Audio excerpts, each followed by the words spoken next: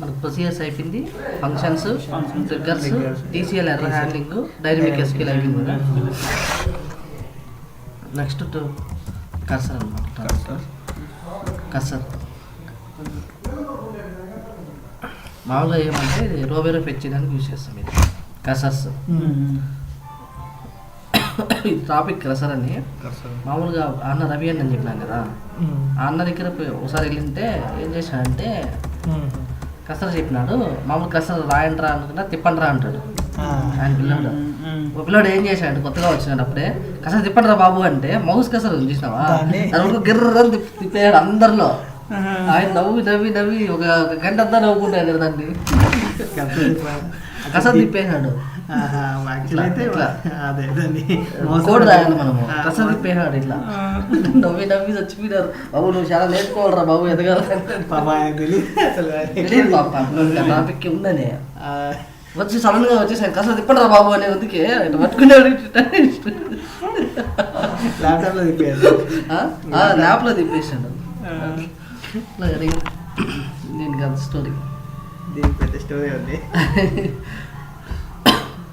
మామూలుగా ఇది ఎందుకు యూజ్ చేస్తామంటే రోబేరో డేటాను ఫెచ్ చేయడానికి ఒక టేబుల్ నుంచి record by record while loop రాసి గుర్తుందా మనం చేసినాము ఒకసారి. వైల్ లూప్ రాసి ఇప్పుడు సెలెక్ట్ స్టార్ ఫ్రమ్ ఈఎంపీ అనుకో. ఇప్పుడు నాకు ఈయన ఇది ఫస్ట్ టైం లూప్ తిరిగినప్పుడు ఈ రికార్డ్ రావాలా, సెకండ్ టైం లూప్ తిరిగినప్పుడు ఈ రికార్డ్ రావాలంటే మనం రో నెంబర్ జనరేట్ చేసుకొని వేరే ఆర్ఎం ఈక్వల్ టు @ స్టార్ట్ పెట్టి చేసినాము గుర్తుందా. ఫస్ట్ టైం లూప్ తిరిగితే ఈ రికార్డ్ వస్తుంది, సెకండ్ టైం లూప్ తిరిగినప్పుడు ఈ రికార్డ్ అంటే రోబేరో రికార్డ్ని ఫెచ్ చేయడానికి యూజ్ చేస్తాం. ఏది వైల్ లూప్ అయినా రాయొచ్చు, కర్సర్ కూడా రాయొచ్చు. Cursor is used in order to fetch. Cursor is used for fetching data row process.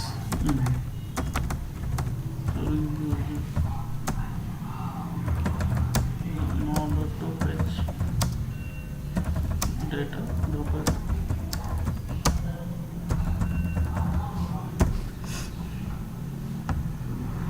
In order to fetch data row process.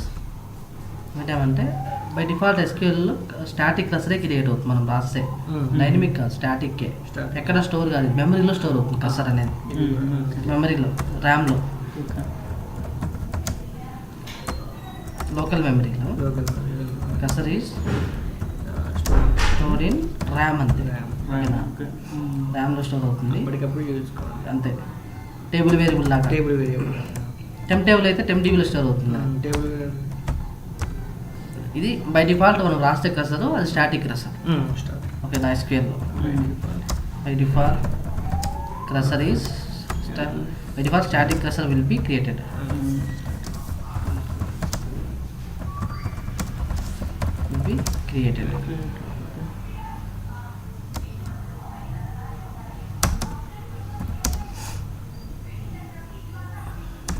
ఓకేనా. నేను ఎగ్జాంపుల్ చెప్తాను చూడండి ఎలా అనేది. ఒక టేబుల్ క్రియేట్ చేసుకుందాం మనమే.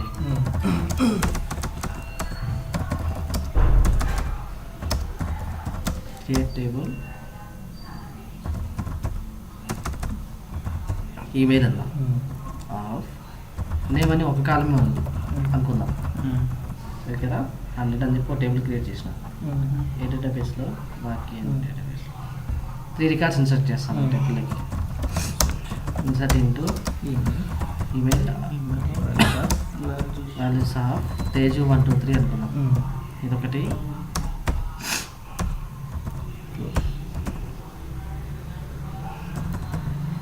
సెవెన్ 8 6 శిఖర్మ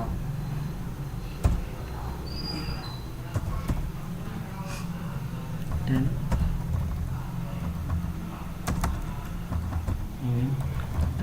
ఏదో సమ్ డేటా.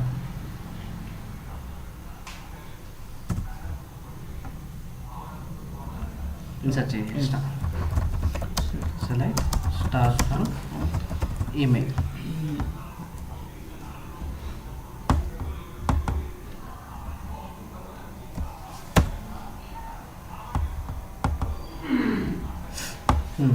ఇప్పుడు నాకేమంటే ఈ టేబుల్ని రో బై రో ఫెచ్ చేయాలి.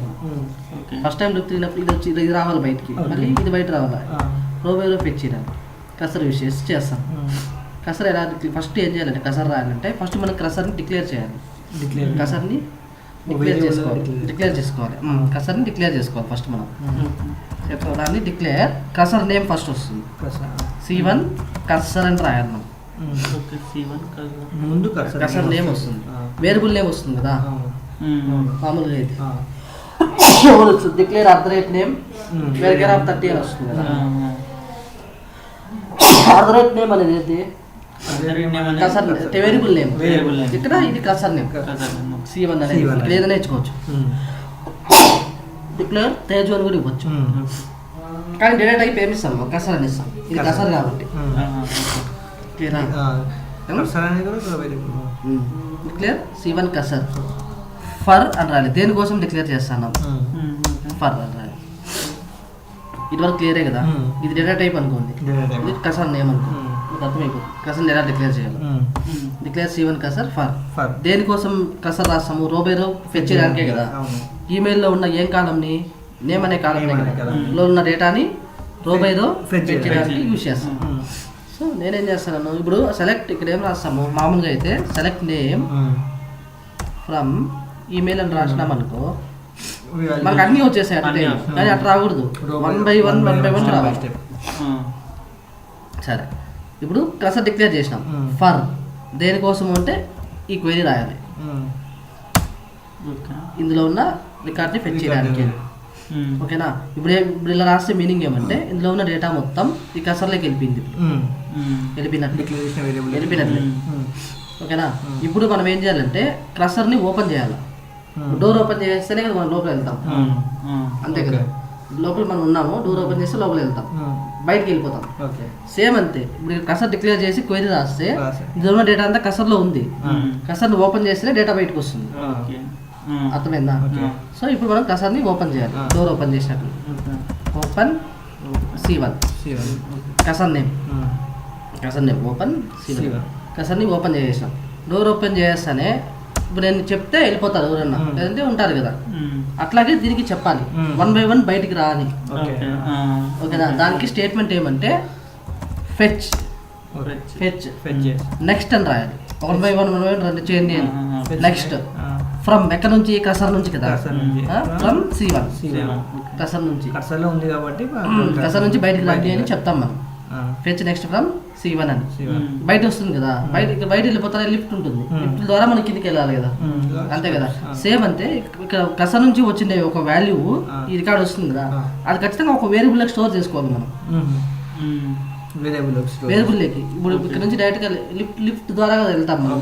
ఇప్పుడు ఓపెన్ చేస్తాం డోరు, మనం బయట వెళ్ళిపోమని చెప్తే బయట వెళ్తాము, లిఫ్ట్ ద్వారా కిందికి వెళ్ళాలి, అంతే కదా. సో ఇక్కడ కూడా మాకు సపోర్ట్ లిఫ్ట్ ఉండాలి. ఇక్కడ కూడా అంతే. ఇక్కడ కసర్లో మొత్తం డేటా ఉండిపోయింది లోపల, మళ్ళీ ఓపెన్ చేసినాం. ఓపెన్ చేసి బయట రండి అని చెప్తాం. ఫెచ్ నెక్స్ట్ 1 by 1 వచ్చేది ఎక్కడ నుంచి? ఫ్రమ్ C1 నుంచి.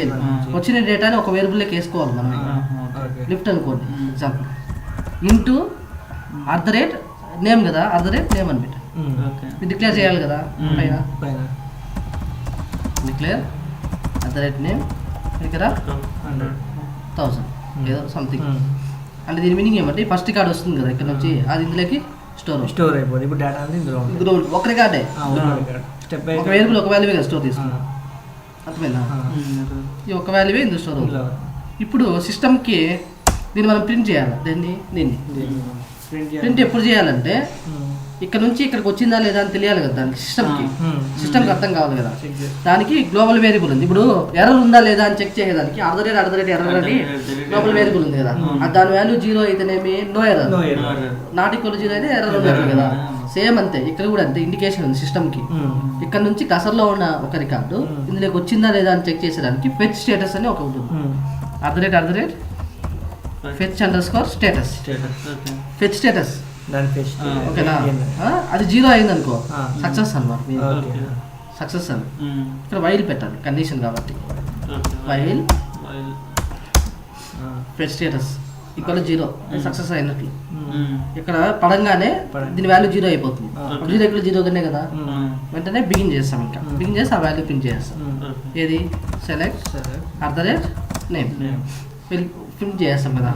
ఇప్పుడు నెక్స్ట్ రికార్డ్ మళ్ళీ రావాలి కదా, ఒకటి వచ్చేస్తాడు, మళ్ళీ నెక్స్ట్ రావాలి కదా. కాబట్టి మళ్ళీ ఇదే స్టేట్మెంట్ ని లూప్ ఇంక్రిమెంట్ చేస్తాం చూసినావా.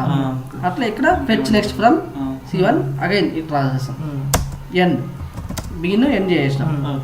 అట్లా అన్నీ వచ్చేస్తాయి. అన్నీ వచ్చేసిన తర్వాత ఇంక క్లస్టర్ మనకు అవసరం లే, క్లోజ్ చేసేసి బ్రేక్ చేస్తాం. క్లస్టర్ ఓకేనా, బ్రేక్ చేస్తాం, డ్యామేజ్ చేస్తాం. సో క్లోజ్ C1 క్లోజ్ చేస్తాం. క్లస్టర్ని బాంబు పెట్టి పేల్ చేస్తాం. అంటే డిఅలొకేట్ అంటాం ఇక్కడ. బ్రేక్ డ్యామేజ్ ని డిఅలొకేట్ అంటాం. డిఅలొకేట్ C1 క్లస్టర్ అంతే, ఇంకేం లేదు. క్లస్టర్ అంతే. ఇప్పుడు రన్ చేసినాం అనుకో, ఒక్కొక్క రికార్డ్ వచ్చింది. ఫస్ట్ టైము ఇది వచ్చింది, 3 రిజల్ట్స్ చూసినా చూడు. సెకండ్ టైము లూప్ లాగా ఇది వచ్చింది, థర్డ్ టైం తిరిగినప్పుడు ఇది వచ్చింది. ఇట్లా రో బై రో ఫిట్ చేయడం. అర్థమైందా? మామూలుగా మనకి అందులో ఏంటంటే రూపాయి వచ్చిందని మనం ఇప్పుడు దీన్నే వైల్ లూప్లో ఎలా చేస్తాము, దీన్నే అనుకో ఇదే సినారియోని వైల్ లూప్లో ఎలా చేస్తామో చూడు. ఇది క్లస్టర్ కదా, యూజింగ్ క్లస్టర్లో పెట్టి చేసినాం కదా. వైల్ లూప్లో ఆల్రెడీ మనకు తెలుసు, రో నెంబర్ జనరేట్ చేసుకొని చేస్తాం కదా. యూజింగ్ ఒక నిమిషం చెప్తా. యూజింగ్ క్లస్టర్, ఇది క్లస్టర్ యూజ్ చేసి, క్లస్టర్ అర్థమైందా? మళ్ళీ ఎక్స్ప్లెయిన్ చేస్తుంది. యూజింగ్ వైల్ లూప్ యూజ్ చేసి రో బై రో ఎలా ఫెచ్ చేస్తామో చూద్దాం. స్టార్టింగ్ ఎండింగ్ ఉంటుంది కదా. స్టార్టింగ్ ఇప్పుడు ఇదే కదా నేమ్, ఏది చెప్పండి. సెలెక్ట్ నేమ్ కదా, name select name from email కదా, అది ఈమెయిల్ అని రాస్తాం. రాసిన తర్వాత రన్ చేసి ఏమొచ్చింది, రికార్డ్స్ వచ్చినాయి కదా. ఇప్పుడు నాకు ఫస్ట్ రికార్డ్ రావాలనుకో, ఇక్కడ ఒకవేళ రో నెంబర్ ఉంది అనుకో, వేరే R=1 అంటే ఇది వస్తుంది కదా. సో ఇక్కడ నేను ఏం చేస్తున్నాను, రో నెంబర్ జనరేట్ చేసుకున్నాను.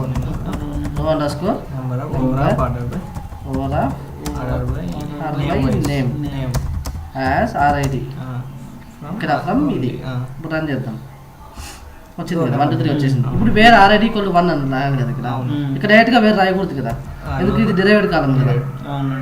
సబ్క్వెరీలో పెట్టుకొని రాయాలి కదా, అంతే కదా. ఎందుకంటే ఇక్కడ డైరెక్ట్గా తెలుసు కదా మీకు, అది మళ్ళీ డైరెక్ట్గా ఇక్కడ వేరే RID = 1 అని రాసాం అనుకో, ఎగ్జిక్యూషన్ ఎలా వెళ్తుంది, ఫస్ట్ ఫ్రమ్కి వెళ్తుంది, ఈ టేబుల్ నేమ్కి వెళ్తుంది, వేరే క్లాస్కి వెళ్తుంది. వేర్కి వెళ్ళినప్పుడు వేర్లో ఈ RID ఉండదు కదా, అంటే ఈ టేబుల్లో ఉండలేదు, అందుకని ఎర్రర్ వచ్చేస్తుంది, ఇన్వాలిడ్ కాలం నేమ్ అని. సో దీన్ని ఏ అనుకోవాలి మనం. ఇప్పుడు ఇక్కడ సెలెక్ట్ నేమ్ A.name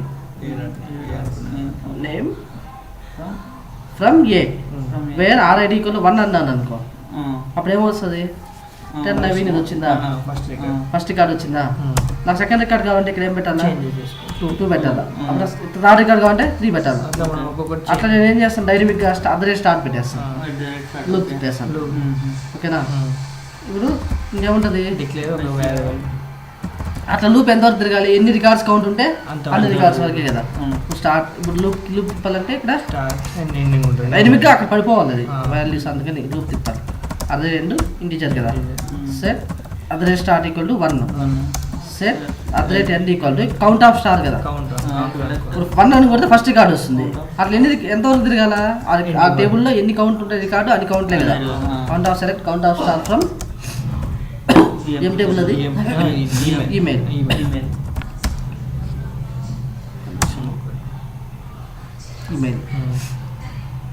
ఇప్పుడు వైల్ బిగిన్ చేస్తాం.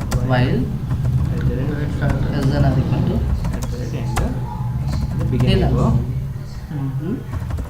ఇంక్రిమెంట్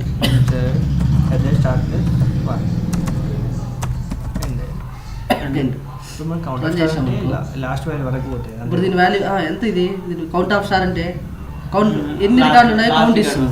స్టార్ అంటే ఎంత వస్తుంది అవుట్పుట్, కౌంట్ ఆఫ్ స్టార్ ఎన్ని రికార్డులు కౌంట్ ఇస్తుంది కదా, 3 కదా. దీని వాల్యూ ఎండింగ్ ఎంత, 3. స్టార్టింగ్ 1 ఎండింగ్ 3, 3 టైమ్స్ చూపింది. ఫస్ట్ టైం ఇక్కడ ఏమొస్తుంది, 1 పడుతుంది. అప్పుడు నేమ్ వచ్చేస్తుంది, 1 + 1 2 అవుతుంది. మళ్ళీ ఇక్కడ 2 వచ్చి పడుతుంది. ఇక్కడ మళ్ళీ సెకండ్ రికార్డ్ వచ్చేస్తుంది. అర్థమైందా. ఇప్పుడు చూడండి రన్ చేస్తే 3 రికార్డులు వచ్చినాయి. ఇట్లా మనము వైల్ లూప్ యూజ్ చేసి కసర్ అయితే ఇట్లా చేస్తాం. కసర్స్ పర్ఫార్మెన్స్ వైజ్ బ్యాడ్ అనమాట. వైల్ లూప్సే రాయాలి మనం.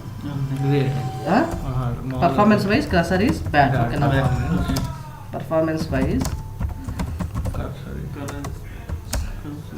Cursor is bad. ఓకేనా? we can use while loop condition. while loop. ఓకేనా? in place of cursor అని చెప్పేసి. సరే, ఇది అర్థమైంది కదా. ఇప్పుడు కర్సర్కి వచ్చేద్దాం. ఏం చేసినాం ఇక్కడ మనం రోబేరో పెంచడానికి? జస్ట్ కర్సర్ని ఫస్ట్ డిక్లేర్ చేసాం. దేనికోసం డిక్లేర్? కర్సర్ నేమ్ కర్సర్ అని రాసి ఫర్ దేనికోసం? ఇందులో ఉన్న రికార్డ్స్ పెంచేదాన్ని క్వెరీ రాసినాం. ఇందులో ఉన్న డేటా అంతా కర్సర్లోకి వెళ్ళిపోయింది. కర్సర్ని ఓపెన్ చేయాలి, డోర్ ఓపెన్ చేయాలి. కర్సర్ ఓపెన్ చేసినాం. 1 by 1 పంపించాలి కదా, నేను చెప్తే వెళ్తారు కదా. అట్లా 1 by 1 రావాలి కాబట్టి ఫెచ్ నెక్స్ట్ ఫ్రమ్ C1 వచ్చేయండి, ఈ వేరియబుల్ పడిపోండి అని చెప్తాను. ఇందులో పడింది అంటే సిస్టమ్కి ఎట్లా అర్థం అవుతుందంటే ఫెచ్ స్టేటస్ వాల్యూ 0 అయితే పడుతుంది అంటే పడింది అన్నట్లు ఇక్కడ. సో బిగిన్ అయ్యి అది ప్రింట్ అయిపోయి ఇక్కడ ఉంది కదా, దాన్ని ప్రింట్ చేయాలి కదా. ప్రింట్ చేసినాం. మళ్ళీ నెక్స్ట్ రికార్డు మళ్ళీ ఇంకోటి వెళ్ళిపోవని చెప్పాలి కదా. దానికి మళ్ళీ అదే సేమ్ స్టేట్మెంట్ ఇక్కడ రాసినాం. మళ్ళీ అట్లా రాసి ఎండ్ చేస్తాం. ఎండ్ చేసి అన్నీ వచ్చేస్తాయి. కర్సర్ ఇంకా అవసరం లేదు, క్లోజ్ చేసి డిఅలొకేట్ చేస్తాం అంతే, ఇంకేమి. ఇది నాట్ ఈక్వల్ 0 పెట్టేస్తే ఎర్రర్ వచ్చేస్తాయి కదా. అంటే ఇప్పుడు ఫర్ ఎగ్జాంపుల్ రికార్డ్ అనేది ఇక్కడ నాట్ ఈక్వల్ 0 అని పెడితే మీనింగ్ ఏంటి? వాల్యూ ఏం రాదు, ఎంటరే కాదు కదా. ఇక్కడ వాల్యూ అనేది నాట్ ఈక్వల్ 0 అంటే ఎర్రర్ కదా. కండిషన్ సాటిస్ఫై ఎర్రర్ అది అంటే లోపలికి రాదు. ఇక్కడ నాట్ ఈక్వల్ 0 అంటే ఫెచ్ కానట్లు, కానీ ఇక్కడ అవుతుంది కదా. ఫెచ్ స్టేటస్ కన్ఫ్యూజ్ అవుతుంది. అర్ధరేట్ ఎర్రర్లో అది వేరు. ఇక్కడ ఫెచ్ స్టేటస్ 0 అంటే సక్సెస్ అయినట్లు, ఫెచ్ అయినట్లు. దీని వాల్యూ జీరో అంటే ఇప్పుడు ఇందులో నుంచి వచ్చిన వాల్యూ ఇందులో పడింది అనుకో, దీని వాల్యూ 0 అవుతుంది ఆ టైంలో. అది ఈజ్ ఈక్వల్ టు ఇది 0. అప్పుడు టక్కన ఇక్కడ 0 పడుతుంది. 0 సాటిస్ఫై అయింది కదా. అర్థమైందా? అది కండిషన్ సాటిస్ఫై కావాలి. ఇది ఎందుకు రాసినాము అంటే ఈ కర్సర్లో ఉన్న రికార్డు ఈ వేరియబుల్కి వచ్చి పడిందా లేదా సిస్టమ్కి అర్థమవుతుంది. పడింది అంటే దాన్ని ప్రింట్ చేయాలి కదా. సో బిగిన్ అయ్యి ప్రింట్ చేయమంటాను. మళ్ళీ నెక్స్ట్ ఇంకో రికార్డు వచ్చాయని చెప్తాను. ఫెచ్ నెక్స్ట్ ఫ్రమ్ C1 మళ్ళీ ఇంకోటి ఫెచ్ చేయండి కర్సర్ నుంచి, దాన్ని ఓ వేరియబుల్కి వెయ్యి అని చెప్పేస్తాను. ఓకేనా? ఇది ఒక రికార్డు ఫెచ్ చేయడం, ఒక కాలంలోని రికార్డులను రో బై రో ఫెచ్ చేయడం. ఒక టేబుల్లో ఒక కాలమే. ఇప్పుడు మల్టిపుల్ కాలమ్స్ ఫెచ్ చేయాలి అనుకో రో బై రో, అలానే చూద్దాం.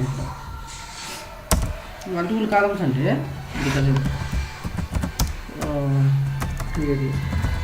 ఎంపీ టేబుల్ ఉంది కదా మన దగ్గర.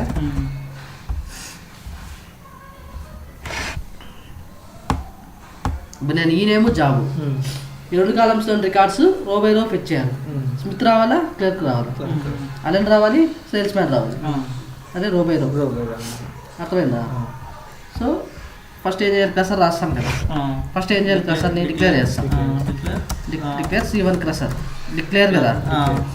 కర్సర్ నేమ్ కదా, ఇంకా డేటా టైప్ కర్సర్ అన్న ఫర్. దేనికోసము? ఈ క్వెరీలో ఇందులో ఉన్న ఏ కాలమ్స్ ఫెచ్ చేయాలి? ఈ నేమ్ జాబ్ కదా. సో ఈ నేమ్ కామా జాబ్. సో ఇప్పుడు దీని మీనింగ్ ఏమి? 2 రికార్డు ఇందులో పడిపోయింది. ఈ కర్సర్ని ఓపెన్ చేయాలి కదా. ఓపెన్ C1 అని చెప్పేస్తాం. కర్సర్ ఓపెన్ అయింది. ఇప్పుడు ఒకటోటి రా అని చెప్పాలి కదా. ఫెచ్ నెక్స్ట్ ఫామ్ రమ్మని చెప్పాలి కదా. Fetch next form C1 into ఇక్కడ 2 వస్తాయి, ఇక్కడ 2 కదా. సో ఇక్కడ 2 వేరియబుల్ డిక్లేర్ చేసుకోవాలి. అర్థరేట్ ఈ నేము కమా అర్థరేట్ జాబ్, ఈ 2 పైన డిక్లేర్ చేసుకోవాలి. డిక్లేర్ అర్థరేట్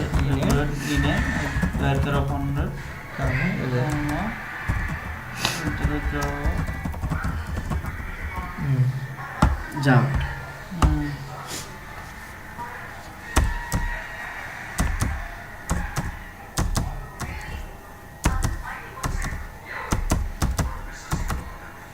అర్థమైందా? ఇంకా పడింది అంటే సక్సెస్ అయితే ప్రింట్ చేయమంటారు కదా. కండిషన్ ఫెచ్ స్టేటస్ కదా. ఫెచ్ స్టేటస్ కనుక 0 అయ్యింది అనుకో సక్సెస్ అయినట్లు. సో బిగిన్ అయ్యి మనమే అవుతాం. ఇది కండిషన్ సాటిస్ఫై అయితే బిగిన్ అయిపోయి ప్రింట్ అయిపోవాలి అని చెప్తాను. అర్థరేట్ ఈ నేమ్ కామా అర్థరేట్ జాబ్, అంతే కదా. మళ్ళీ ఇంక నెక్స్ట్ మళ్ళీ రావాలి కదా. లూప్ ఇంక్రిమెంట్ ఉంటుంది కదా, అది ఇక్కడ మళ్ళీ సేమ్ రాయేస్తాం.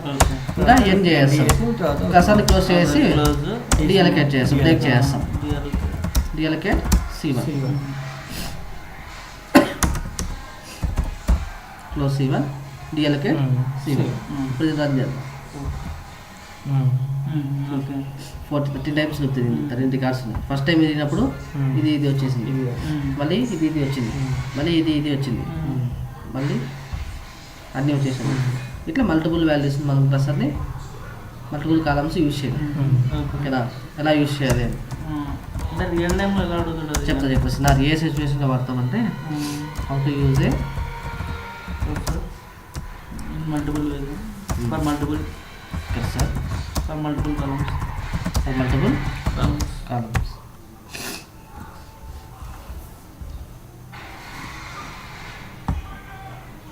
ఇది మనకు నార్మల్ కర్సర్ కదా, యూజింగ్ కర్సర్ సింగిల్ కర్సర్ ఓకేనా, single for single column single column. By default static cursor మనకు క్రియేట్ అయ్యింది SQL. ఓకేనా, పర్ఫార్మెన్స్ వైజ్ బ్యాడ్ వైల్ రాస్తాం, అవాయిడ్ చేయాలి. ఓకేనా, ర్యామ్లో స్టోర్ అవుతుంది కర్సర్ అనేది. ఏ సినారియోలో అంటే వాడతామంటే ఇది మీకు ఆల్రెడీ ఒకసారి చెప్పినాను, గుర్తుందా? ఏదంటే ఆల్ఫా న్యూమరిక్ స్ట్రింగ్ పాస్ చేస్తే నాకు ఓన్లీ ఇప్పుడు ఇదే టేబుల్ తీసుకో, ఏది చెప్పు, సెలెక్ట్ స్టార్ ఫ్రమ్ ఈమెయిల్ కదా, ఈ టేబుల్ తీసుకున్నా. వాడు ఏమంటాడంటే ఇందులో నాకు ఓన్లీ ఇంటీజర్సే కావాలి అవుట్పుట్లో. ఏది ఇంటీజర్సే అంటే అవుట్పుట్లో ఏం రావాలి మనకి 1 2 3 రావాలి, మళ్ళీ 7 8 6 ఏం రావాలి 7 8 6 రావాలి. అలాగే 10 2 1 2 4 ఇలా రావాలి అనుకో. దీన్ని సింపుల్గా సబ్స్ట్రింగ్ పెట్టి రాయలేం కదా, ఎందుకంటే ఎక్కడ పడితే అక్కడ ఉన్నాయి మనకు ఇంటీజర్స్ వాల్యూస్.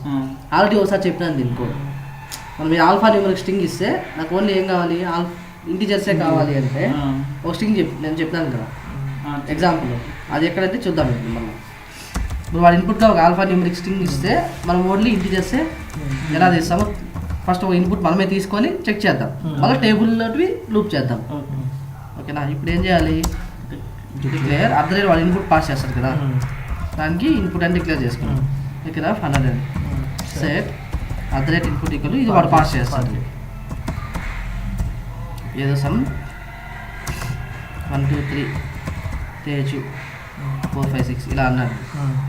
ఇప్పుడు ఈచ్ క్యారెక్టర్ మనం కంపేర్ చేయాలి కదా, ఇది ఫస్ట్ ఇది తీయాలి, ఇది న్యూమరికా కాదా, ఇది న్యూమరికా కాదా, ఇది న్యూమరికా కాదా, ఈ ఇందులో నుంచి ప్రతిదీ బయటికి తీయాలి అంతే కదా.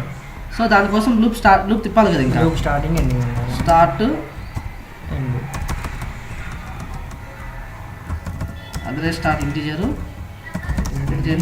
ఇచ్చేస్తాం కదా. ఇక్కడ ఏముంటుంది సెట్ అదే స్టార్ట్ ఈక్వల్ టు 1 స్టార్ట్ అవ్వాలి. ఎంతవరకు ఎండ్ అవ్వాలి లెంత్, ఎందుకంటే ఫస్ట్ టైం లూప్ తిరిగినప్పుడు ఫస్ట్ క్యారెక్టర్ వస్తుంది, దాన్ని కంపేర్ చేస్తాం కదా. Set at the rate end is equal to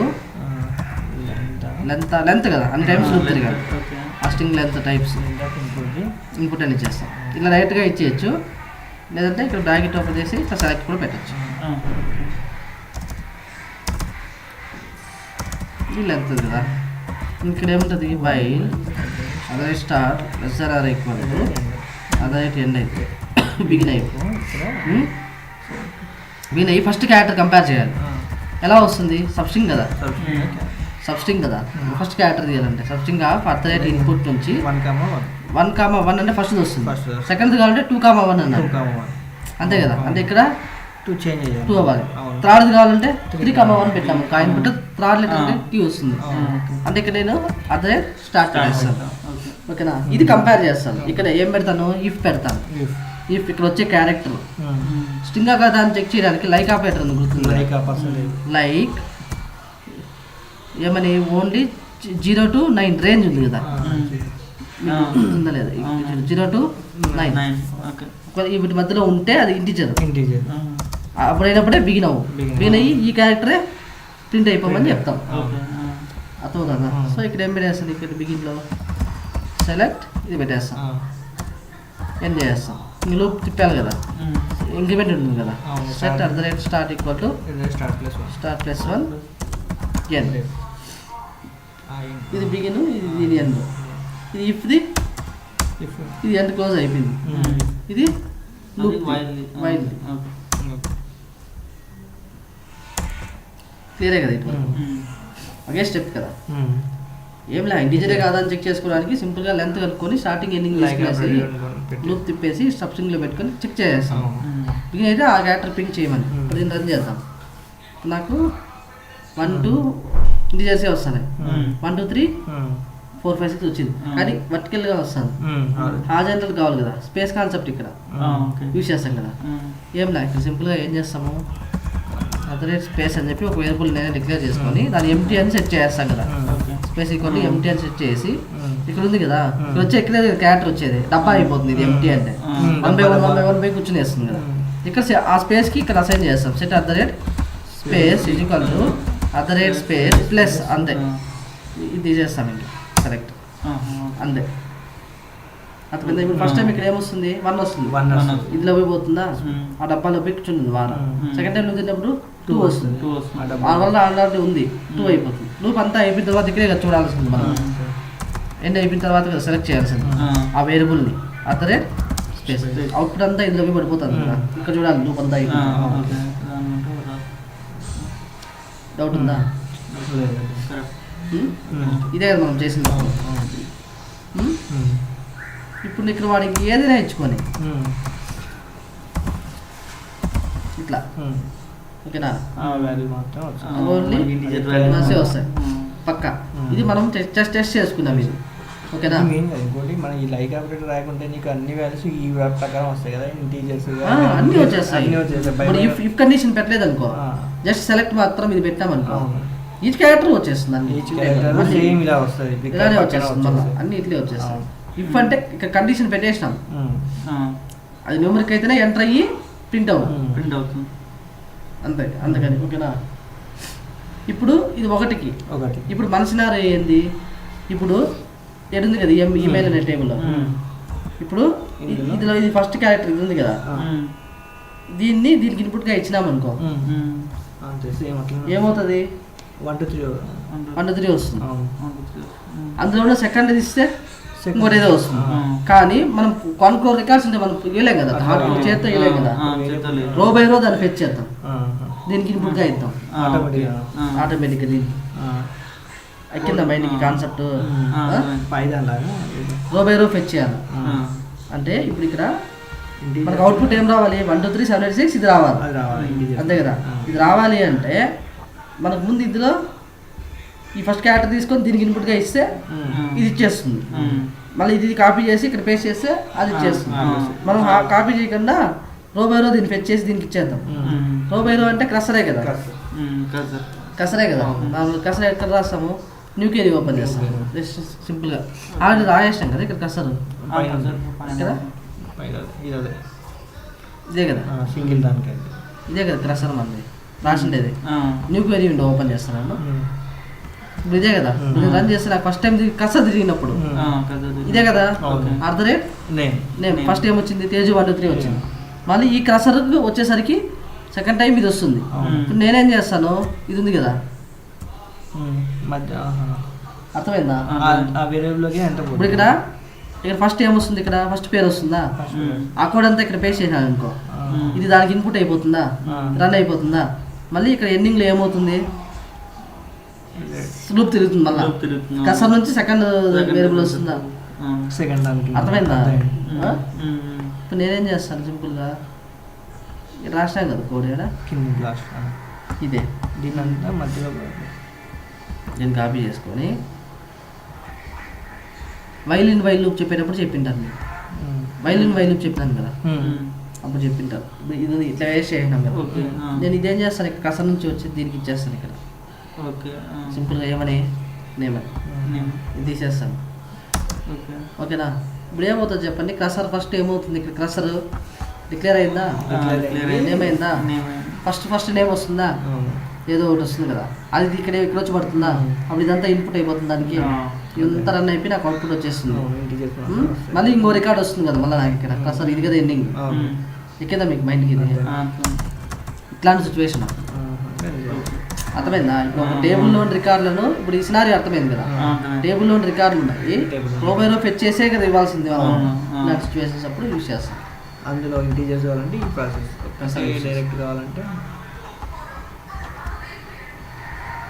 same చెప్పిన ప్రాసెస్ ప్రకారము ఓన్లీ వాల్యూస్ ఇంటీజర్స్ కాకుండా వేరు కావాలంటే లైక్ ఆపరేటర్ దగ్గర అయిపోయింది 1 2 3 7 8 6 వచ్చేసింది 3 ఎక్కడ ఇక్కడే కదా వస్తాను కానీ ఇక్కడ డబ్బాలు వచ్చి టేబుల్ వేరియబుల్ డిక్లేర్ చేసుకొని ఇన్సర్ట్ చేస్తే సరిపోతుంది మనం. ఓకేనా? ఎక్కడ ఇన్సర్ట్ ఎక్కడో చోట ఎక్కడైనా డిక్లేర్ చేసుకోవచ్చు మీరు, ఎక్కడైనా డిక్లేర్ టేబుల్ నేమ్ దగ్గర 100 అని చెప్పేస్తాం. ఇన్సర్ట్ ఏది ఇన్సర్ట్ ఇక్కడ వచ్చే వాల్యూ కదా ఇన్సర్ట్ చేయాల్సింది కదా, ఇన్సర్ట్ ఇంటూ టేబుల్ నేమ్ అయిపోయిందా? ఇంకా లూప్ అంతా అయిపోయిన తర్వాత ఫైనల్గా ఇక్కడ కాల్ చేయాలి కసర్ అంతా బ్రేక్ అయిపోయిన తర్వాత టేబుల్ అంతే కదా. అర్థమైందా? ఇది క్రసర్ అని ఇట్లా రాస్తాం ఈ సిచ్యువేషన్స్ అప్పుడు. డౌట్ ఉందా ఏమన్నా? అయితే ఏం లేదు కదా, అంటే రోబైరో ఇక్కడ ఫెచ్ అవుతుంది. రోబైరో ఫెచ్ అవ్వడానికి మనం యూజ్ చేసేది క్రసర్. క్రసర్ ప్లేస్లో వైల్ లూప్ కూడా యూజ్ చేయొచ్చు. డౌట్ ఉందా ఏమన్నా టాపిక్? ఇది క్లియరే కదా, అంతే క్రసర్ అంటే గేమ్లో. మేజర్ అన్నీ అయిపోయినాయి ఇప్పుడు మీకు టాపిక్స్ అన్నీ. ఇండెక్సెస్ పర్ఫార్మెన్స్ ట్యూనింగ్ అది ఇంపార్టెంట్ మేజర్ అది, అది రేపు డిస్కస్ చేద్దాము. వాడికి ఆల్మోస్ట్ అంతా అయిపోయినట్లే. మొన్నటి ఏదైనా చిన్న ఫంక్షన్స్ ఏదైనా మిస్ అయితే నేను చెప్తాను, అది మీకు చెప్పినా లేదా మీరు చెప్తే అవి చెప్పేస్తాను. సండే మళ్ళీ నెక్స్ట్ రోజు రెజ్యూమ్ ప్రిపేర్ చేసుకునేద్దాం. అంటే రేపు మొన్ననే టైం ఉంటే మొన్ననే ప్రిపేర్ చేద్దాం. నాకేసి అంతే కదా.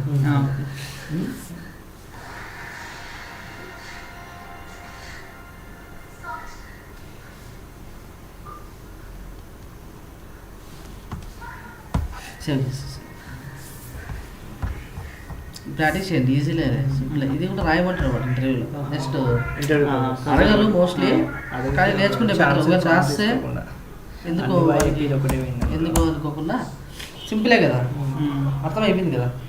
డోరు, ఈ రూము, మనుషులు ఇట్లా గుర్తుపెట్టుకునేస్తే సింపుల్గా అయిపోతుంది.